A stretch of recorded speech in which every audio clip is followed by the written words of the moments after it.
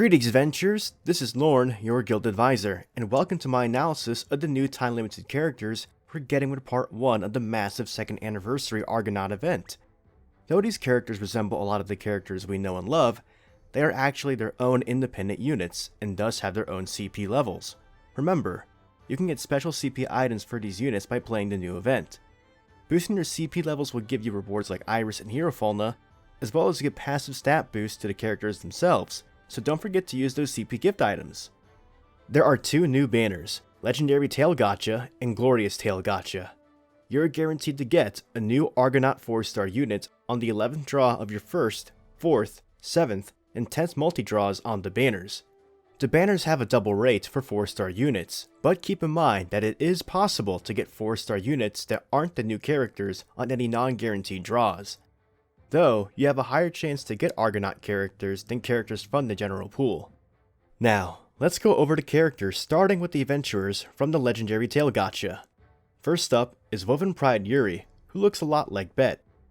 He is an Earth Element physical attacker who has some of the highest strength and agility stats currently in the game.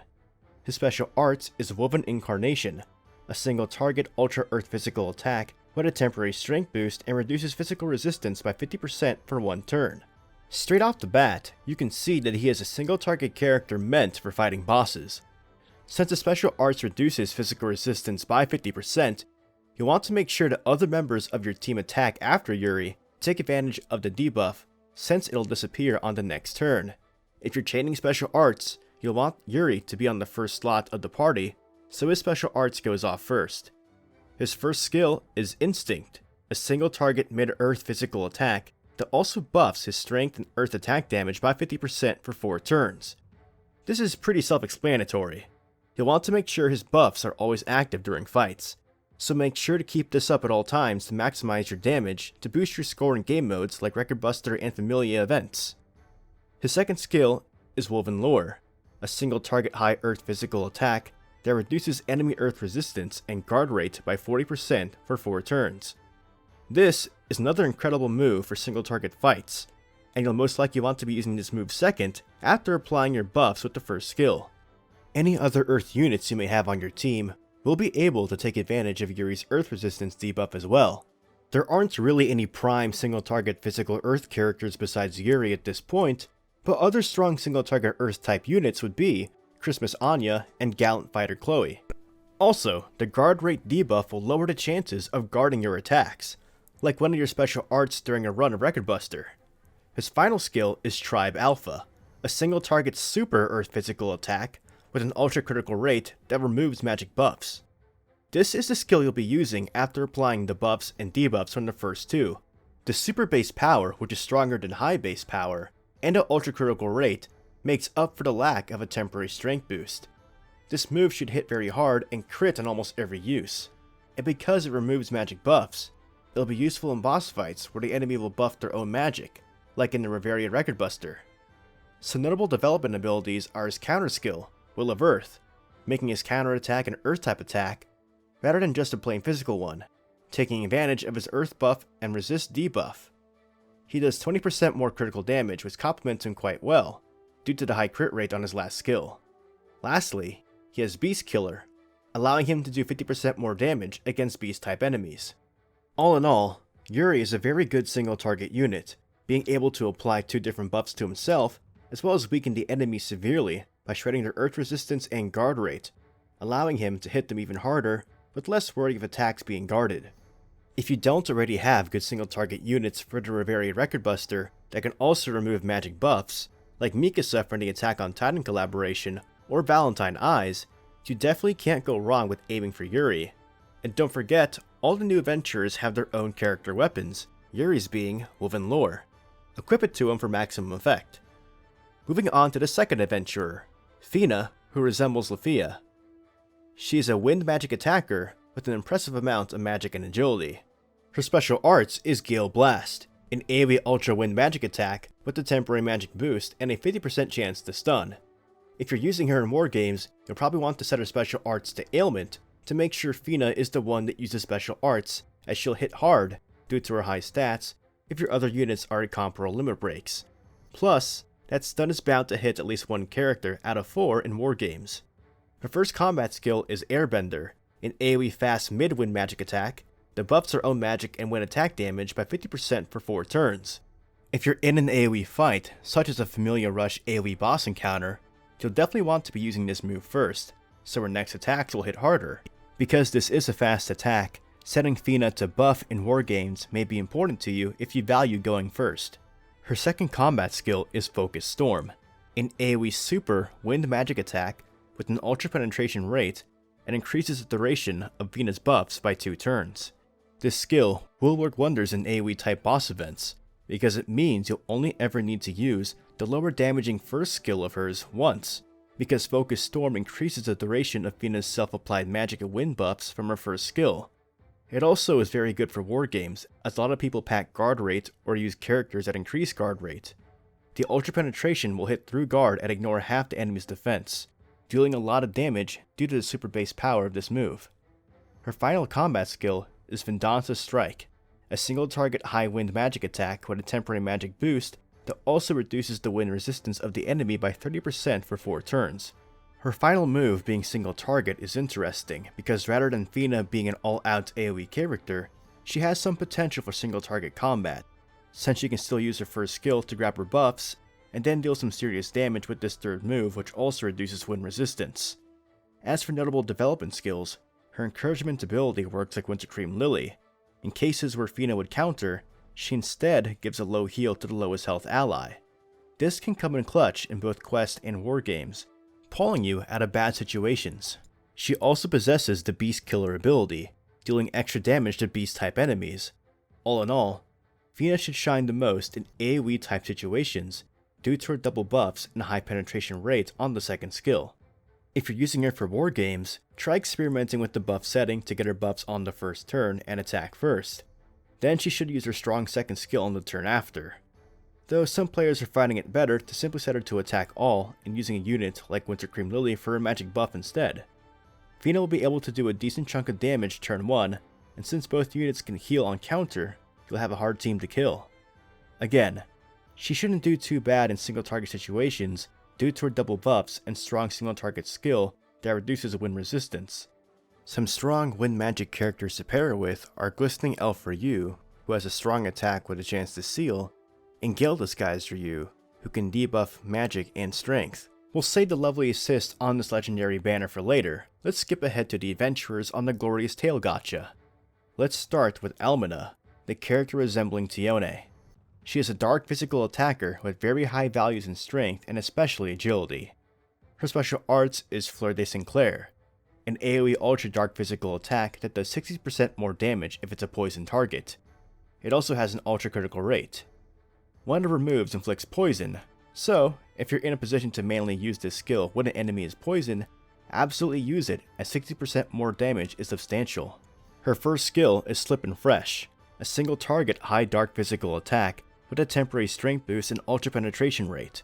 Almina is truly targeted towards AoE battles, but this single target attack still deals a respectable amount of single target damage if you need to use her for single target situations.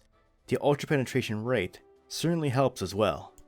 Her second combat skill is Hemorrhage, an AoE super dark physical attack with a temporary strength boost and also deals 15% of the enemy's HP as poison damage. This skill should immediately remind you of another dark physical unit, Devil Princess Eyes from the Data Live collab. This is almost the same skill, but Almina has the super base power which exceeds Eyes' high base power. However, Eyes' poison damage is 25% rather than 15%. In case of wargames, poison does less damage than usual, so I would definitely value Almina more as that super base damage should be more effective. The skill itself hits extremely hard and has that bonus of being able to poison the enemy for extra damage. Her third skill is Mutilate, an AoE fast, high dark physical attack that increases the damage enemies will receive from AoE attacks by 30% for 3 turns. This move is incredible in AoE encounters because not only does it help out your entire team of AoE attackers due to her incredible AoE debuff, but because it's a fast attack, it normally goes first, meaning that all your other units are pretty much guaranteed to go after Almina and take advantage of the AoE debuff.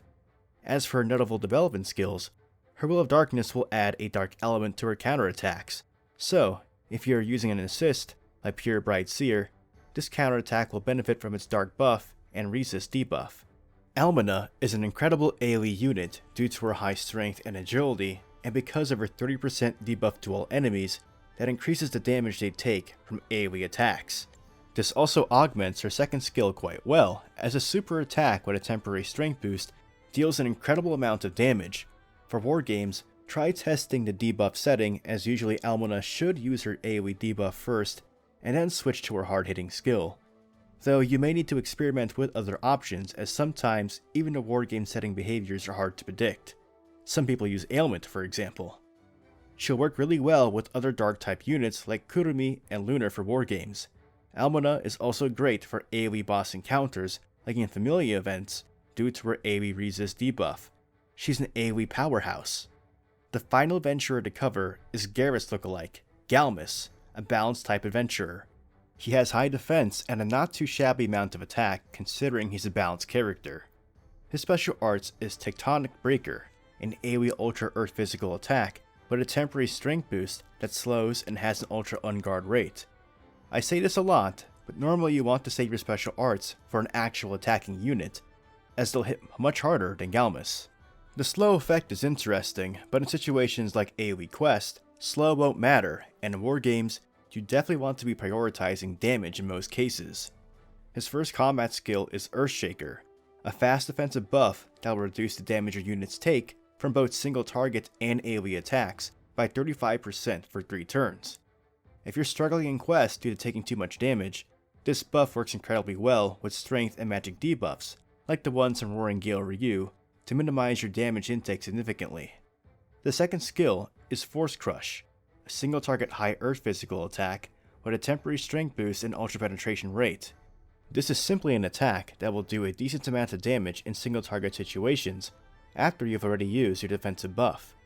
His third skill is Banderbash, an AoE super earth physical attack with a temporary strength boost and decreases the duration of enemy buffs by 1 turn. This skill is the go-to move in AoE situations after applying his defensive buffs, and the super base power and temporary strength boost of this skill make it deal a respectable amount of damage for a balanced character. Decreasing enemy buffs by 1 turn can be significant, especially in war game situations where many players use various units that apply buffs, like Artemis to apply strength buffs, and Smith Expert Wealth for his guard rate buff. For development skills, Galvis has the counter skill Ruin, which causes him to attack the enemy he countered, as well as reduce a buff's duration by 1 turn, which works very well with his last combat skill. He also takes 30% less damage on guards, making him hard to kill. Lastly, he possesses the Dragon Killer ability, dealing 50% bonus damage against dragon-type enemies. Galvis will be an incredibly useful defensive unit, being able to cover both single target and AoE situations with this one skill. Being able to reduce the duration of status buffs on your enemies could make him a prime candidate for a defensive type wargame team as well. Your opponents will be doing minimal damage if combined with a unit that can debuff enemy strength and magic, such as Roaring Gale Ryu as I mentioned earlier. Now let's go over the 2 new assist characters. First off is the lookalike of my best girl, Riolu, the fancy and beautiful bard. She has pretty rounded stats, but her strength and magic aren't too shabby at 381 each at +5. Her dexterity is very high at 500, which helps when it comes to crits, penetrations, and counters happening more often. Her assist skill is Nomadic Poetry, which increases the amount of AoE damage your enemies will take from your attacks by 10%, and also reduces guard rates by 20%. At +5, it turns into a 15% AoE resist debuff and a 30% guard rate debuff. The immediate comparison is Sacred Fire Hestia, a very similar unit in function. Both of these units reduce enemy AoE attack resistance by the same amount, which really helps increase your damage output when it comes to AoE encounters and wargames. If you don't have the Sacred Fire Hestia, pulling for Riolu should be a no-brainer, as she'll help you in every AoE situation, but let's talk about their differences. Sacred Fire Hestia is practically a staple assist unit when it comes to physical wargame teams, not just because of her AoE resist debuff, but because of the additional agility buff. Being able to go first in wargames is a big factor, as you'll be able to deal damage faster and possibly defeat enemy units before they can even move to damage you. However, if you're using a magic team in war games, your main focus isn't necessarily attacking first, as most magic teams have ways of mitigating damage before they move, by way of units like Gale Disguised Ryu, Movie Wealth, and the Sly Cat Chloe Assist that blocks physical attacks. In that case, the guard rate debuff is incredibly valuable and pairs up quite well with magic units like Dress Royal Reveria and the new Fina, who has skills that help hit past guard, which would otherwise halve your damage. And of course, Riolu will be extremely good outside of war games, since agility doesn't matter as much in regular Quest. Riolu's guard rate debuff will be far more valuable in situations like familiar events, with AoE boss fights, making sure your attacks aren't discarded as often, and thus increasing your score. All in all, Riolu is amazing for AoE boss type encounters and is still great for war games, but especially more so for magic teams. And on to the final unit of the banner, the chained up assist known as Ariadne. Her stats are rather balanced, with decent stats in both strength and magic, along with a respectable amount of endurance. Her assist skill is Vow Sacrifice.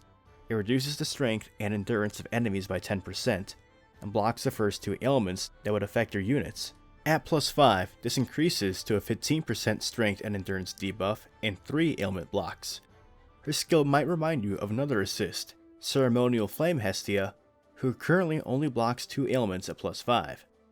At first, you might think Ariadne is a blatant power creep, since she does everything Hestia does but better, with an additional effect. However, it was recently announced that Ceremonial Flame Hestia will be receiving a buff in July that adds dexterity and endurance buffs to your allies. Despite that buff, however, Ariadne still has the upper hand with the 3 ailment blocks versus Hestia's 2.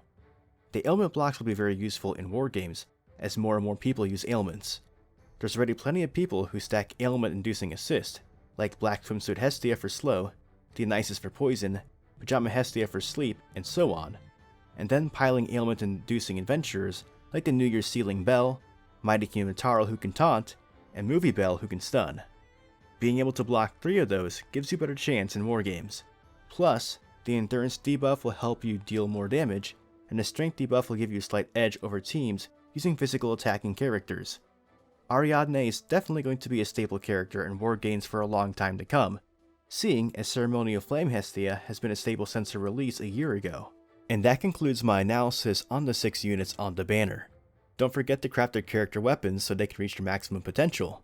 And remember, we currently have a heroic trial for Fina, Yuri, and Riolu, but you can only grab one of their bonds. Pick wisely. We should see a heroic trial for the other 3 characters very soon. You should roll for the type of character you need, like Elmina and Ariadne for war games, or Yuri for Record Buster for example. And if you're unsure, remember that we are supposed to be getting a part 2 of this event, which includes the next half of the story. I think there's a big chance we'll be getting more units when that releases, with the character that resembles Tiona being a high possibility. If we do, remember that when the new banners come out, we still have a few hours to roll on the old ones before they go away, so that will be your chance if you want to scout out the new units. Have fun with the 2nd anniversary, and I wish you good luck on your draws. Let's hope part 2 is just as exciting.